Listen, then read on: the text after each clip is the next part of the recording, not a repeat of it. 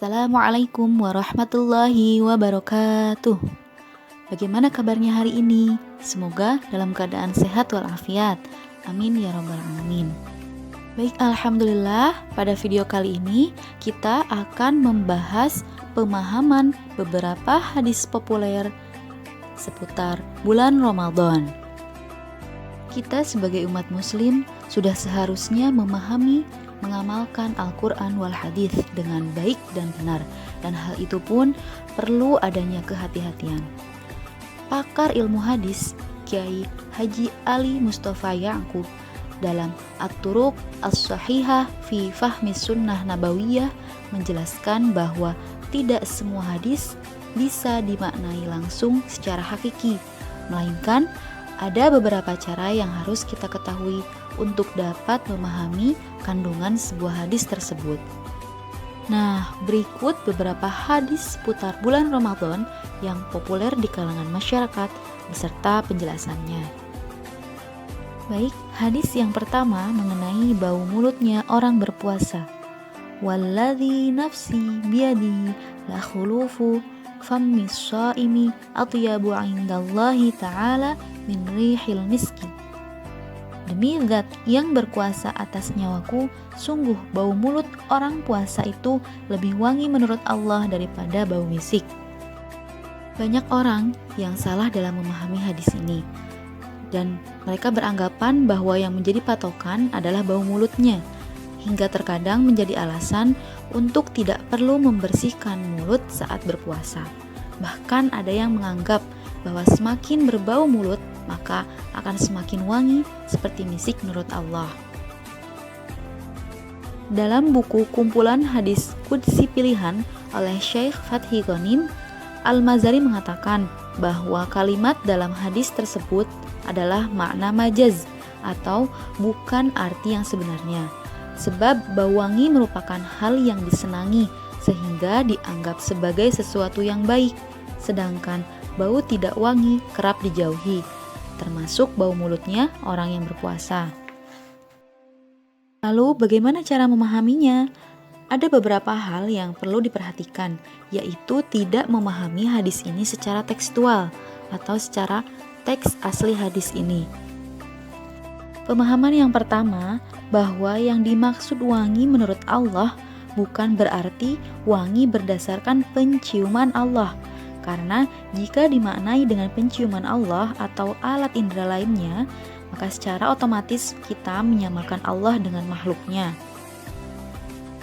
Yang kedua, yang dimaksud dengan atyabu indallah, yang artinya lebih baik di sisi Allah, maksudnya adalah pahalanya lebih banyak menurut Allah daripada pahala orang yang memakai minyak misik pada hari Jumat atau pada sholat 2 hari raya Id.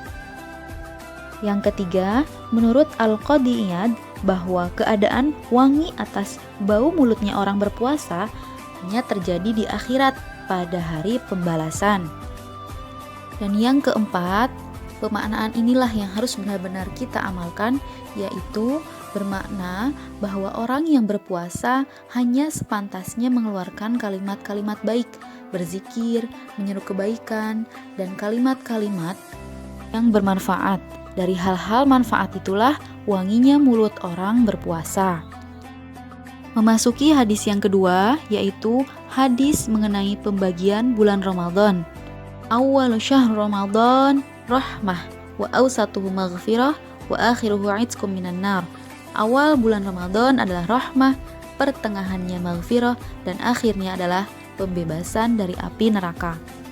Mayoritas ahli hadis berpendapat bahwa hadis ini adalah hadis yang dhaif, hadis yang lemah, baik dari segi sanad, yaitu orang yang menyampaikan hadisnya, maupun dari segi matan, yaitu isi teks kandungan hadis.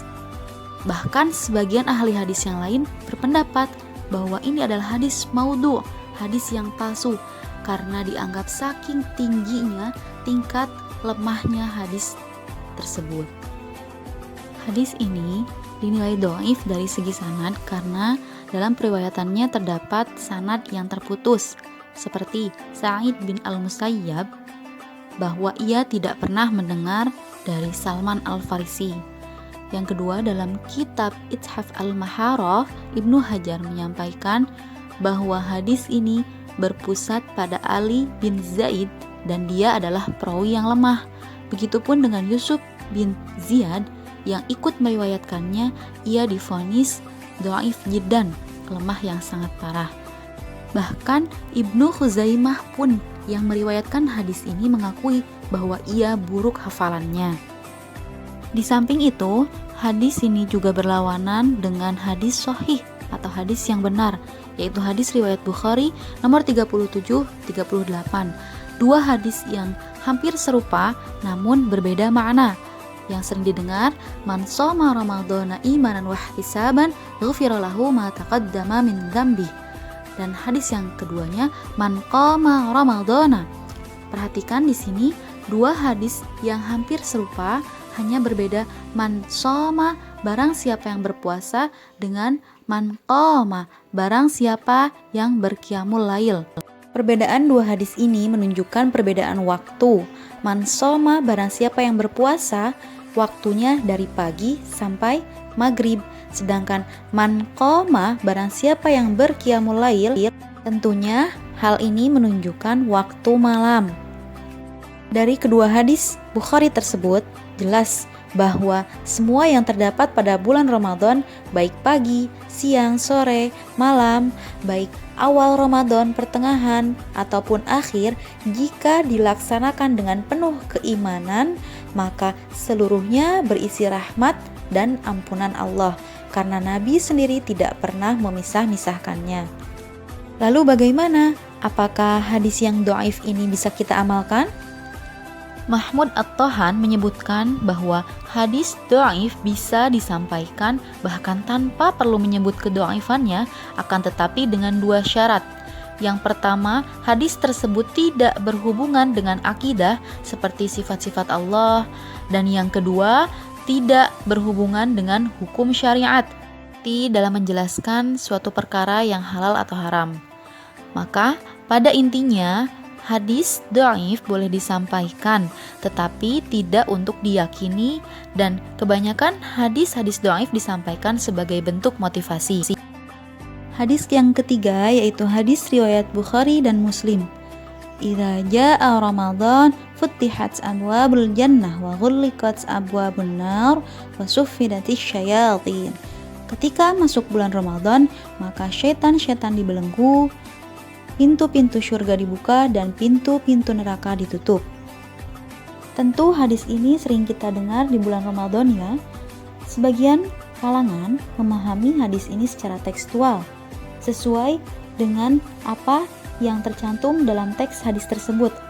Syaitan benar-benar diikat sebagaimana kita membayangkan syaitan diikat oleh tali.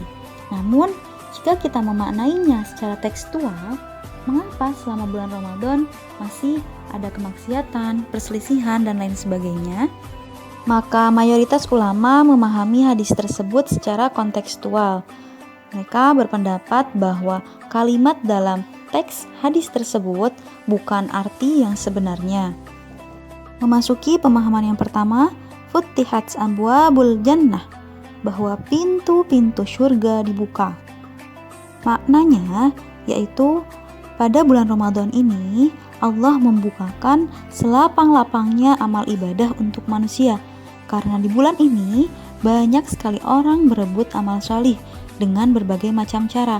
Maka pintu-pintu ini dimaknai sebagai kita jika melakukan banyak amal soleh bisa memilih lewat pintu mana saja kita bisa masuk. Masuk pintu dengan cara bersedekah, dari pintu dengan cara berpuasa, dari pintu dengan cara sholat, dan lain sebagainya. Yang selanjutnya, wa ghulliqat abwabun nar, dan pintu-pintu neraka ditutup. Maknanya hal ini untuk mencegah kemaksiatan, karena saking banyaknya orang yang berebut amal soleh, maka seolah-olah pintu neraka tertutup dengan sendirinya. Orang beriman tidak ada peluang masuk neraka karena semua sibuk untuk mengerjakan amal soleh. Maka bagaimana jika masih ada yang berbuat maksiat, bermalas-malasan di bulan Ramadan? Hal ini menunjukkan ada yang salah dengan dirinya. Ketika orang lain sibuk tergerak hatinya untuk beramal solih, sedangkan dirinya masih berleha-leha di bulan Ramadan. Dan yang ketiga, wasuffidatis syayatin, setan-setan diikat. Kalimat dalam hadis ini merupakan bagian dari gaya bahasa dalam bahasa Arab.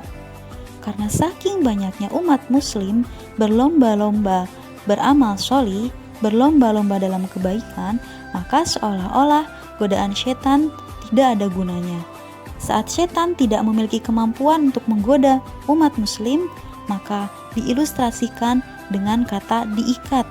Dan ketika setan terikat, mereka tidak memiliki kemampuan untuk menggoda umat muslim. Namun ajakan pada amal solihlah yang lebih kuat. Jika kita tidak bisa serius melaksanakan ibadah di bulan Ramadan, maka tetap kita tidak bisa membuat setan-setan itu terikat. Menurut Ad-Dawudi dan Al-Mahlab, Allah menjaga umat Islam dari kemaksiatan dan kecenderungan mengikuti bisikan setan. Jadi bulan Ramadan ini berusahalah dalam ketaatan sehingga mengabaikan hawa nafsu, dan ini berarti terbelenggunya setan-setan. Memasuki hadis selanjutnya, yaitu mengenai pahala orang yang berumrah di bulan Ramadan. فَإِذَا كَانَ رَمَضَانَ يَعْتَمِرِ فِيهِ فَإِنَّ عُمْرَةً فِي رَمَضَانَ حَجَّةٌ. Jika Ramadan tiba, berumrahlah saat itu, karena umrah pada bulan Ramadan senilai dengan haji. Jika kita membaca hadis ini secara sepintas, maka seolah berumrah di bulan Ramadan sama dengan berhaji. Jika seperti itu, maka orang akan lebih banyak memilih melaksanakan umrah di bulan Ramadan agar nilainya sama dengan ibadah haji. Pertama, secara ekonomi lebih meringankan. Kedua, secara waktu dalam antrian menuju Mekah Al-Mukarramah juga lebih cepat. Maka yang perlu kita pahami dari hadis ini adalah bukan berarti ketika kita melaksanakan umrah di bulan Ramadan maka kita sudah berhaji, tetapi pahalanya yang senilai dengan berhaji. Mengapa demikian? Karena perjuangan orang yang melaksanakan umrah di bulan Ramadan lebih luar biasa, sama persis seperti orang yang sedang berjuang ibadah haji, baik fisiknya maupun lain sebagainya. Maka seperti orang yang berpuasa lalu menjalankan umrah, dari mulai tawaf kemudian naik turun sa'i, semua dikerjakan dalam keadaan lapar dan haus. Sekian penjelasan mengenai hadis-hadis populer seputar bulan Ramadan. Insya Allah untuk beberapa hadis lainnya kita akan bahas di video selanjutnya. Semoga bermanfaat. Wassalamualaikum warahmatullahi wabarakatuh.